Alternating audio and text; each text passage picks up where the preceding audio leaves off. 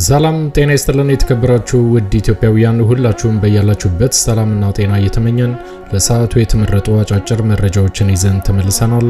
አዘጋጅና አቅራቢ ቶፕ ሚዲያ ነው። እስከ ፍጻሜው አብረን እንቆይ።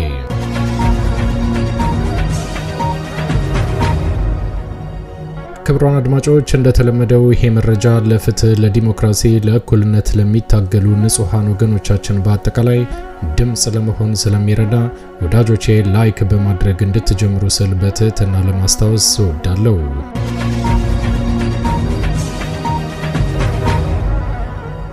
ውድ ኢትዮጵያውያን አሁን ይዤላችሁ የቀረብኩት መረጃ አጫጭር መረጃዎች ናቸው።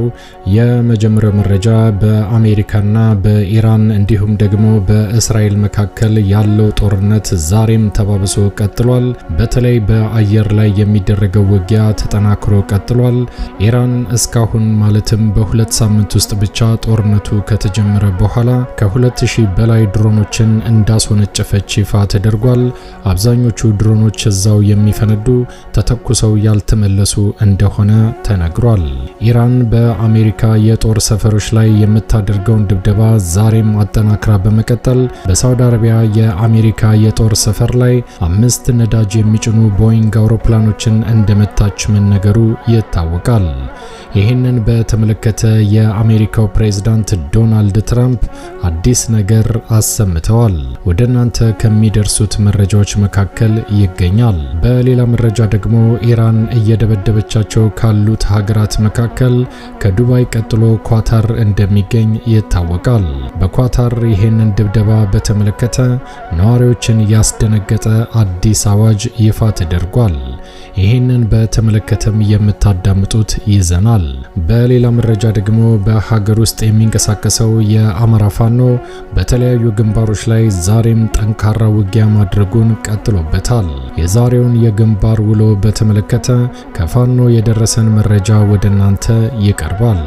እስከ ፍጻሜው ከቆያችሁ ታዳምጣላችሁ። መልካም ቆይታ።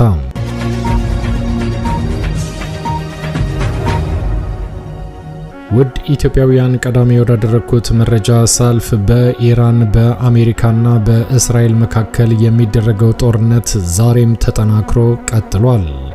በተለይ በአየር ላይ የሚደረገው ውጊያ ዛሬም ከኢራን በኩል በርካታ ሚሳኤሎች እየተተኮሰ አረብ ሀገራት ላይ ማረፉን ቀጥሎበታል።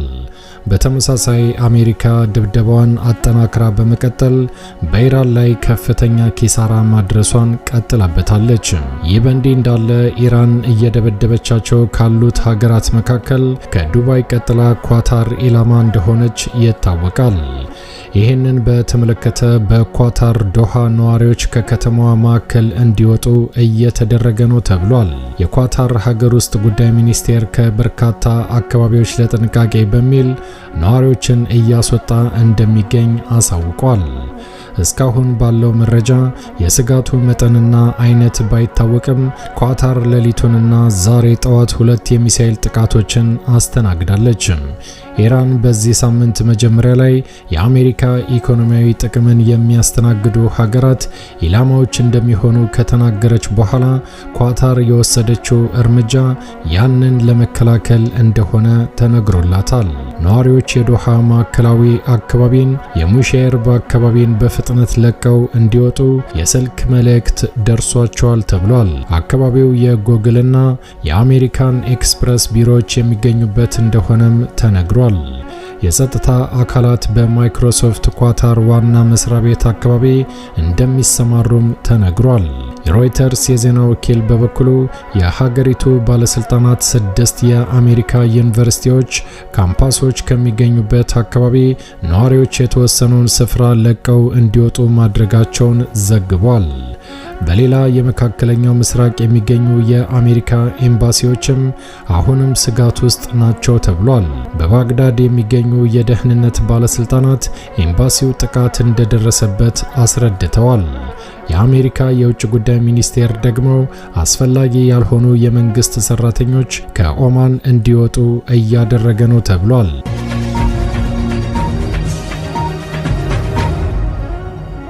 ክቡራን አድማጮች ወደሚቀጥለው መረጃ ሳልፍ ደግሞ ኢራን በሳውዲ አረቢያ የሚገኘውን የአሜሪካ የጦር ሰፈር እንደደበደበችና 5 አውሮፕላኖችን ከጥቅም ውጭ እንዳደረገች መዘገቡ ይታወቃል።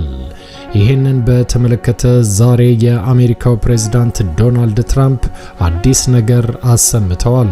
ይሄ ከሳውዲ አረቢያ የወጣው ዜናን በተመለከተ 5 የአሜሪካ አየር ላይ ነዳጅ የሚሞሉ ወታደራዊ አውሮፕላኖች ሳውዲ አረቢያ ውስጥ በኢራን ተመተው ጉዳት እንደደረሰባቸው ዎል ስትሪት ጆርናል ዘግቦ ነበር። አውሮፕላኖቹ በሳውዲው ሉል ሱልጣን የአየር ኃይል ሰፈር ውስጥ ሳሉ ኢራን በፈጸመችው የሚሳኤል ጥቃት መመታታቸውን ጋዜጣው የአሜሪካ ባለስልጣናትን ጠቅሶ ዘግቦ ነበር። ነዳጅ ጫኝ የሆኑት ወታደራዊ አውሮፕላኖች በደረሰባቸው ጥቃት ጉዳት እንደደረሰባቸው፣ ነገር ግን ሙሉ በሙሉ አለመውደማቸውን ባለስልጣናቱ በሌላ በኩል ተናግረው ነበር። በተጨማሪም ጥገና እየተደረገላቸው መሆኑንና በጥቃቱ በሰው ላይ ጉዳት አለመድረሱን መናገራቸውን ዎል ስትሪት ጆርናል ዘግቦ ነበር። ይሄ በ5 የአሜሪካ ወታደራዊ አውሮፕላን ላይ ጥቃት መፈጸሙን የሚገልጸው ዘገባ የወጣው ኬሲ 135 ነዳጅ የሚሞላ የአሜሪካ አየር ኃይል አውሮፕላን ባለፈው ሐሙስ በምዕራባዊ ኢራቅ ላይ መከስከሱ ከተነገረ በኋላ ነው ተብሏል። በመካከለኛው ምስራቅ የአሜሪካን ወታደራዊ ተልእኮች የሚቆጣጠረው ዩናይትድ ስቴትስ ጦር ኃይል ማዕከላዊ እዝ ሴንትኮም እንዳረጋገጠው በአደጋው በአውሮፕላን ውስጥ የነበሩ ሁሉም 6 አባላቱ እንደሞቱ ቢቢሲ ባወጣው መረጃ አረጋግጦ ነበር። ይህ በእንዲህ እንዳለ በሳውዲ አረቢያ 5 አውሮፕላኖች ተመቱ የሚለውን ዜና በተመለከተ የአሜሪካው ፕሬዝዳንት ዶናልድ ትራምፕ ዛሬ አዲስ ነገር ተናግረዋል። ትራምፕ ሳውዲ ውስጥ የአሜሪካ አውሮፕላኖች መመታታቸውን ሙሉ በሙሉ አስተባብለዋል።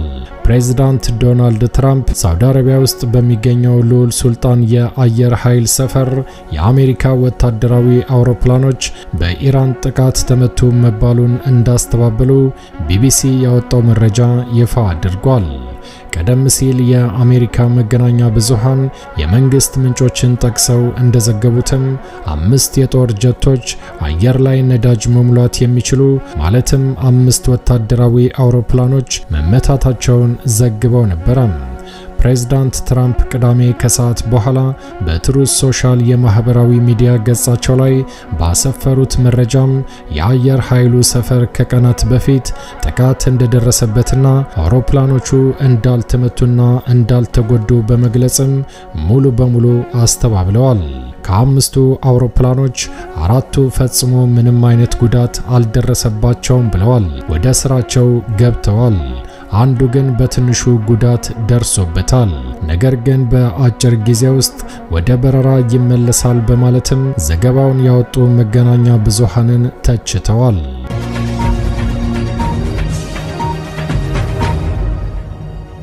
ውድ ኢትዮጵያውያን ወደሚቀጥለው መረጃ ሳልፍ ደግሞ በአማራ ክልል በተለያዩ ግንባሮች ላይ የአማራ ፋኖ ከመከላከያ ሰራዊት ጋር የሚያደርገውን ከፍተኛ ውጊያ ዛሬም አጠናክሮ እንደቀጠለ ይፋ ተደርጓል። መጋቢት 5 ቀን 2018 ዓ.ም የአማራ ፋኖ ብሔራዊ ንቅናቄ ምዕራብ አማራ ቀጠና ቴዎድሮስ ዕዝ 102ኛ ኮር ከፍተኛ ድል ተቀናጀ ብለዋል። ዘመቻ ሰማዕታት በሚል አፍላ የወጣትነት እድሜያቸውን ለአማራ ሕዝብ ነጻነትና ህልውና የሰጡ ለትግሉ ታምነው ከጠላት ጋር ፊት ለፊት ተጋፍጠው በጀግንነት በተሰዉ ሰማዕታት ስም በአርበኛ ሻለቃ ሀብቴ ተሾመ፣ በአርበኛ ኮማንዶ ደስታው መላክና በአርበኛ ብርቁ ደሴ ስም የተሰየመ ልዩ ዘመቻ ተደረገ ብለዋል።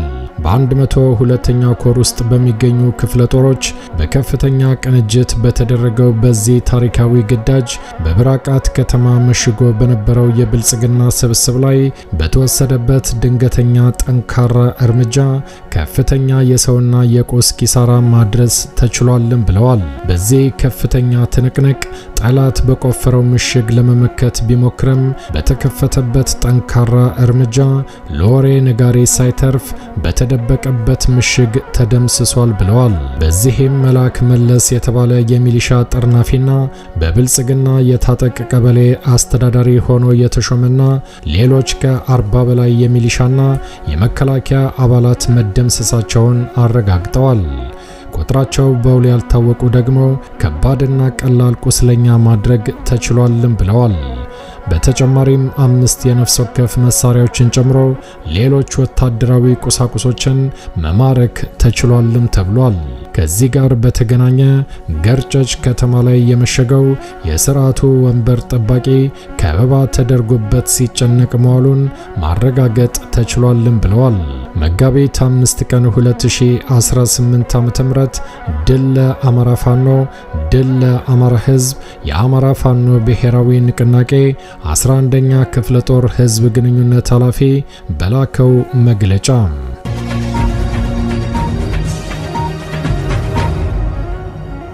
ውድ ኢትዮጵያውያን ወደሚቀጥለው አጫጭር መረጃ ሳልፍ ደግሞ የአማራ ፋኖ ብሔራዊ ንቅናቄ ቴዎድሮስ ዕዝ በጎጃም አካባቢ ጠንካራ እርምጃዎችን እንደወሰደ ይፋ አድርጓል። ሜጫ ቀጠና ብራቃት መሽጎ የሚገኘው የብርሃኑ ጁላ በርካታ ግትልትል ወታደር በ102ኛ ኮር 11ኛና 33ኛ ክፍለ ጦር በጥምር ኃይል ጠንካራ ምት ደርሶበታል ብለዋል። በተጨማሪም ሻለቃ መሪውን ጨምሮ በርካቶች ተደመሰሱ ሲል አክሏል። መጋቢት 5 ቀን 2018 ዓ.ም ከሌሊቱ 9 ሰዓት አካባቢ ወደ መርጦ ለማርያም ወረዳ ምኞ ገበያ ቀበሌ የማህበረሰቡን ንብረት ለማውደም የተንቀሳቀሰው የሥርዓቱ ወንበር ጠባቂ ስብስብ በ74ኛ ክፍለ ጦር የሻለቃ አባላት ባልታሰበ ሁኔታ የመጣውን ኃይል በተለያዩ አቅጣጫዎች ከበባ ውስጥ በማስገባት የጠላትን እቅድ በማክሸፍ አንድ የ100 አለቃ ማዕረግ ያለውን አድማ በታኝ ሻለቃ መሪን ጨምሮ ከ12 በላይ የጠላት ኃይል በመደምሰስ ከ8 በላይ ቁስለኛ ይዞ የተረፈው ወደ መጣበት እንዲፈረጥጥ ማድረግ ተችሏል ብለዋል። መጋቢት 5 ቀን 2018 ዓ.ም ድል ለአማራ ሕዝብ፣ ድል ለአማራ ፋኖ፣ ህልውናችን በተባበረ ክንዳችን ይከበራል ብለዋል።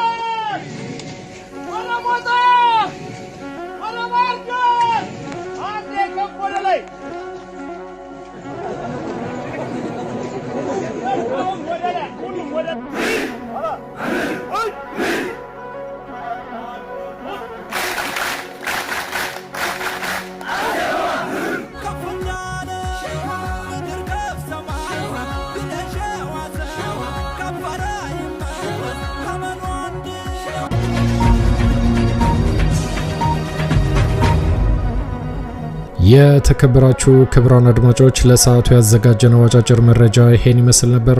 እንደወትሮ ለማስታወስ እንወዳለን ለቻናሉ አዲስ ከሆናችሁ ሰብስክራይብ በማድረግ የደውል ምልክቷን በመጫን ፈጣንና ታማኝ መረጃዎችን መከታተል ይችላሉ። አዘጋጅና አቅራቢ ቶፕ ሚዲያ ነበር። በሌሎች አጫጭር መረጃዎች እስከምንገናኝ ቸር ያሰማን። ኢትዮጵያ ለዘላለም ትኖር። ዘረኝነት ይውደም።